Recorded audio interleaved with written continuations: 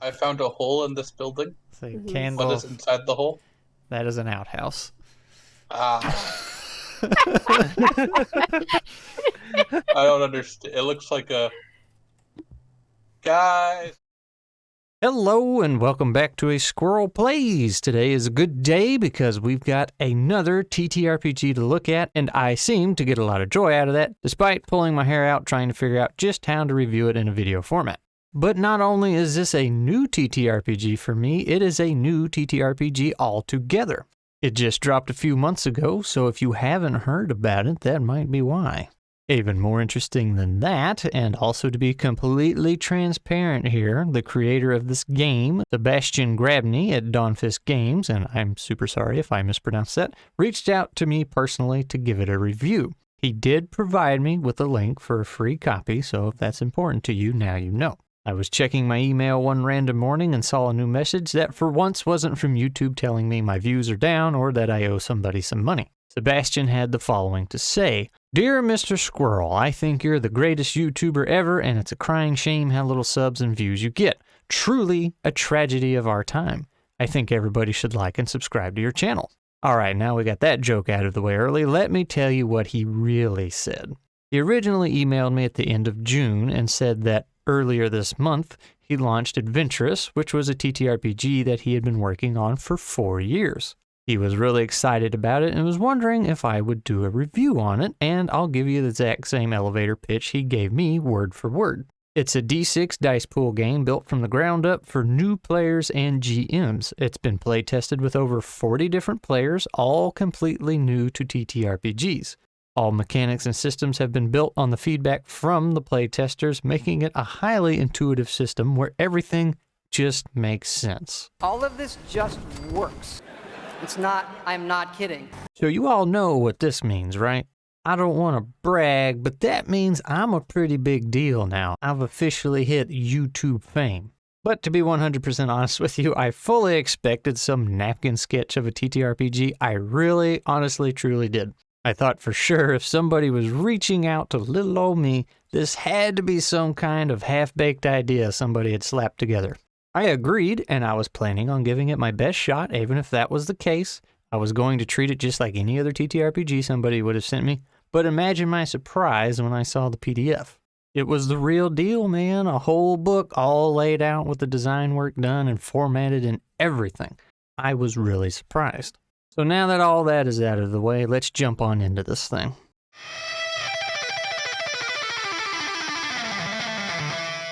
All right, so first thing I want to point out here is what Sebastian mentioned in his email, as well as what's printed right here in the front of the book. I wanted to introduce my friends to this fantastic hobby, but couldn't find a suitable game for us, namely a classic fantasy TTRPG that was built from the ground up for new players.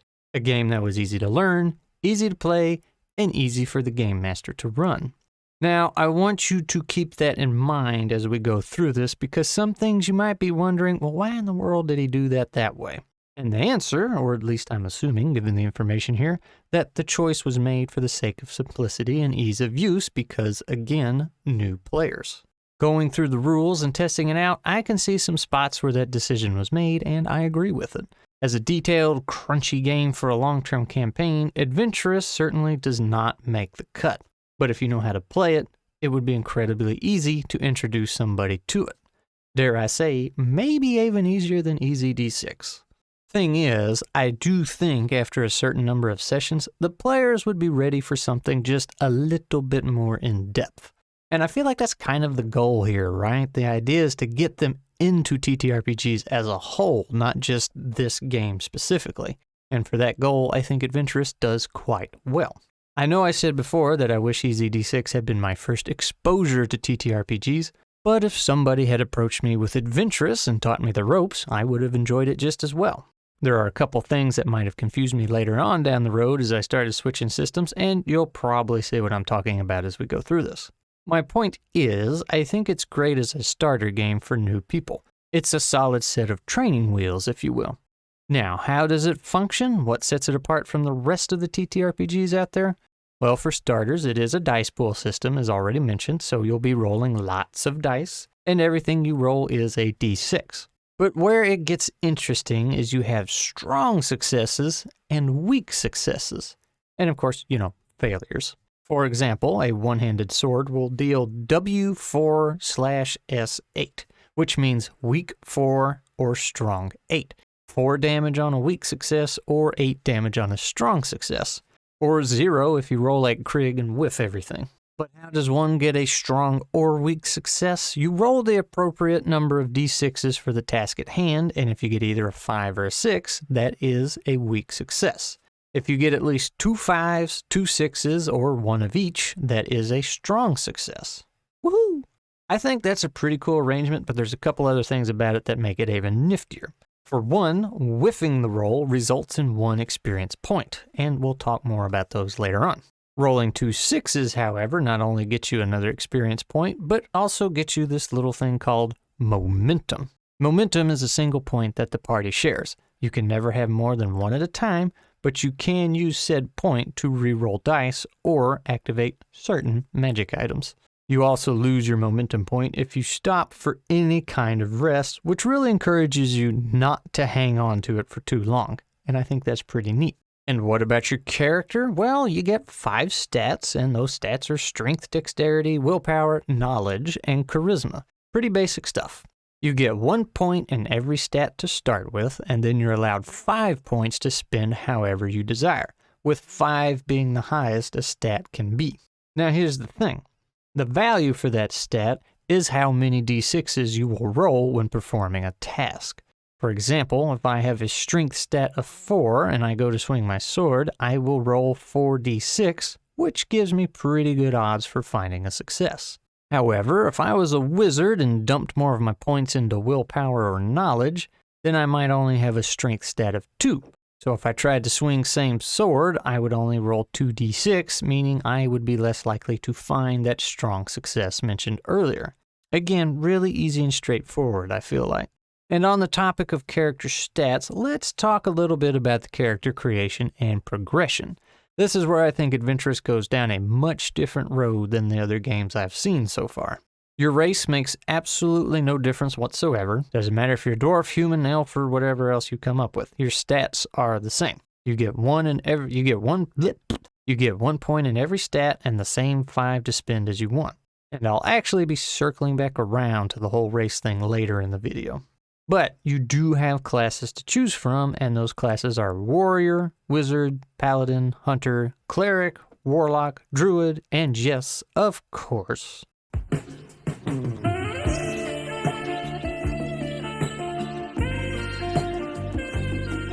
the Rogue, everybody's favorite.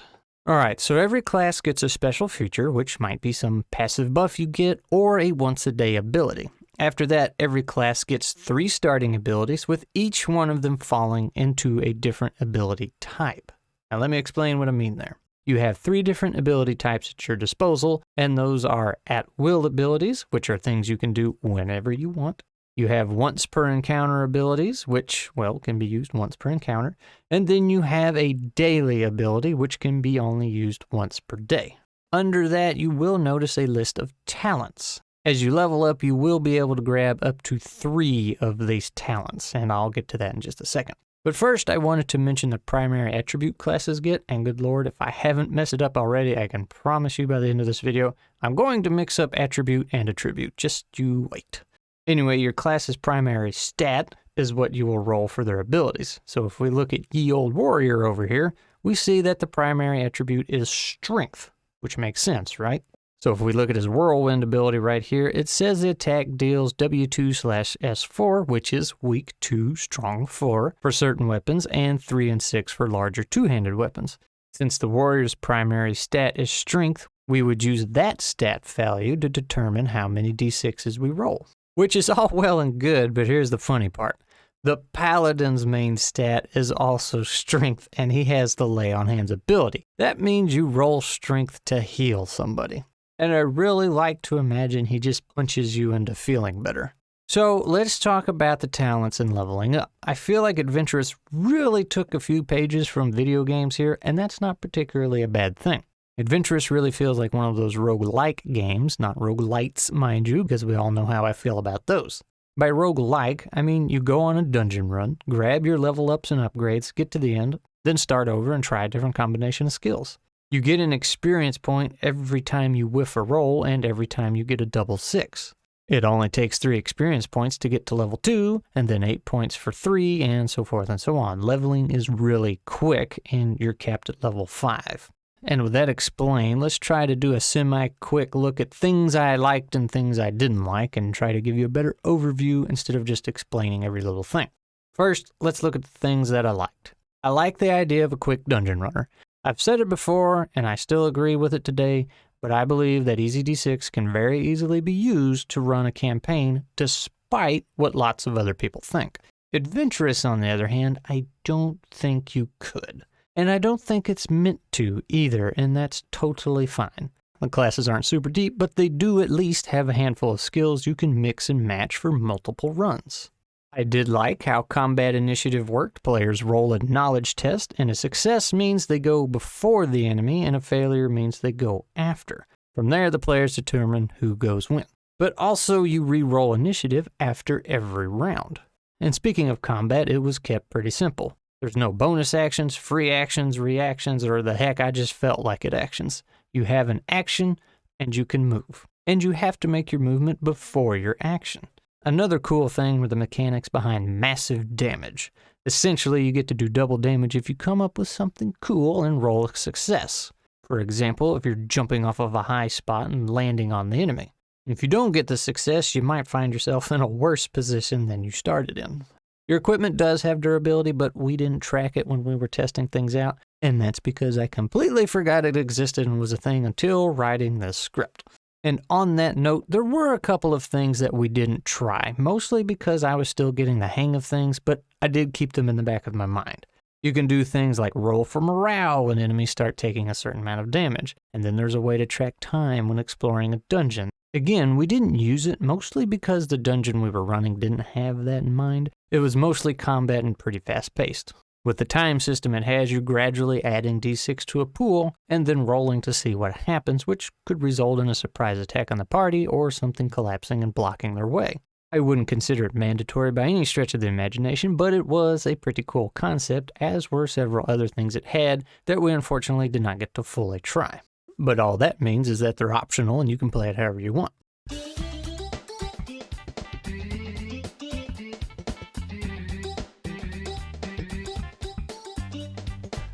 And the last thing on the list that I really liked and wanted to mention was the way the enemies were built. They have a very simple sheet, or really just a card in this case.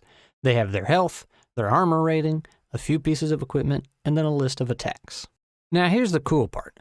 Instead of you just picking an attack to use willy-nilly however you want, you can roll a d6 to determine which attack is used, and you will notice the attacks have different weights to them. For example, for call-out weakness, you need a 3 and only a 3, whereas weapon attack is a 4, a 5, or a 6. And yes, arrow to the knee is a Skyrim reference. According to Sebastian, there's actually 6 hidden quotes in this book from his favorite video games. I think I found 3 of them, one of them being Praise the Sun. Which reminds me, Sebastian, I can't believe you missed this opportunity. On page 44 and 45, it has some roll tables to help you get some inspiration for describing your character by rolling 2d6. Now, explain to me, young man, how rolling 2 6s was not grossly incandescent. Come on, man, you even had a Solaire lookalike right there, man. If only I could be so grossly incandescent.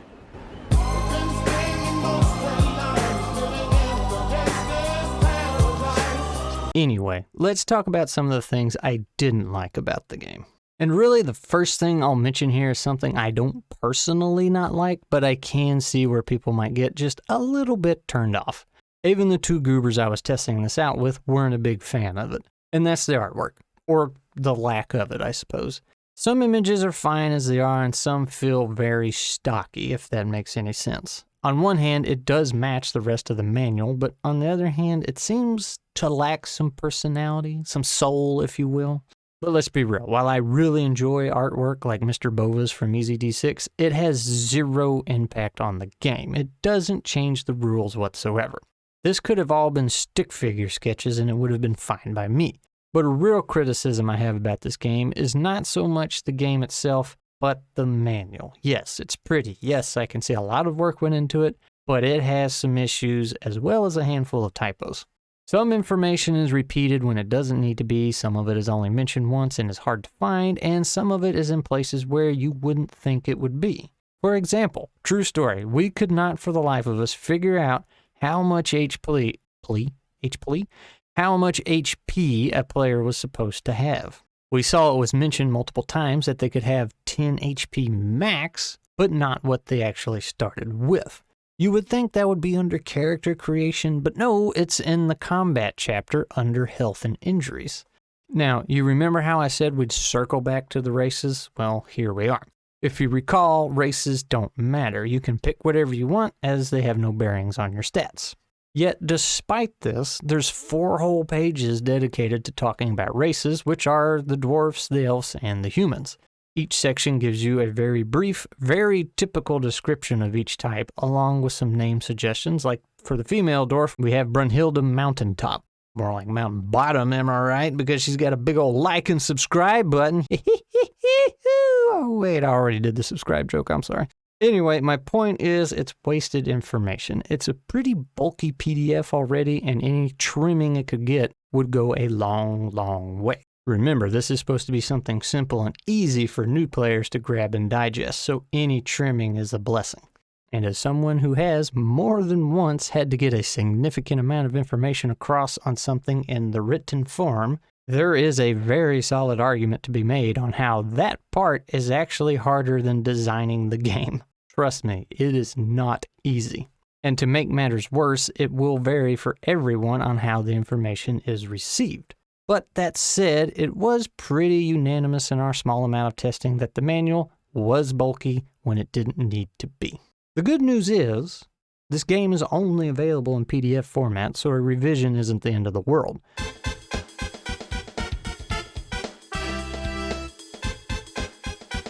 And really, that's about my only criticism. The layout needs some love, for sure. Visually, it looks great, but what pieces of information are where is what I mean by layout. And again, man, that is not easy.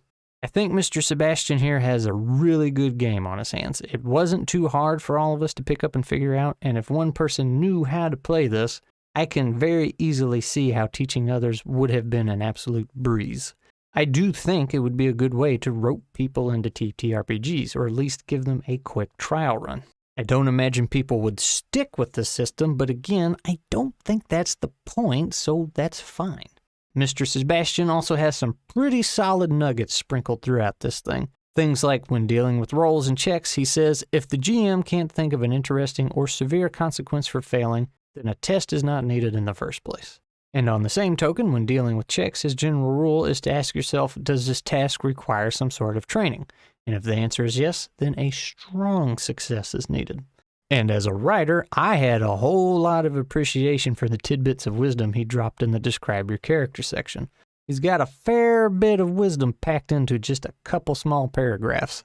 And there was one line in there that I can confirm works. Figuring out in detail what your character is wearing is a good way to get started. Trust me, that is a really good way to get to know your character. It sounds silly, but it works. But on top of that, he also has some solid nuggets of advice on just how to have a good time while playing, and I always appreciate those. And with all that said, today's shout out goes to Galactic Grizzly Bear. Or at least I'm assuming that's what the G stands for, because there is also one in the Discord. He's a pretty cool dude.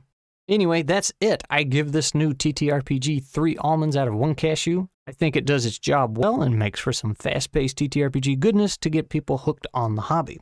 So congrats to Mr. Sebastian for not only undertaking the project of creating a TTRPG, but finishing the project and getting it out there. That's gotta feel pretty darn good. There's a link in the description if you want to grab yourself a copy from DriveThruRPG, and if you have any questions, feel free to ask. But use this to summon one another as spirits, cross the gaps between the worlds, and engage in jolly cooperation.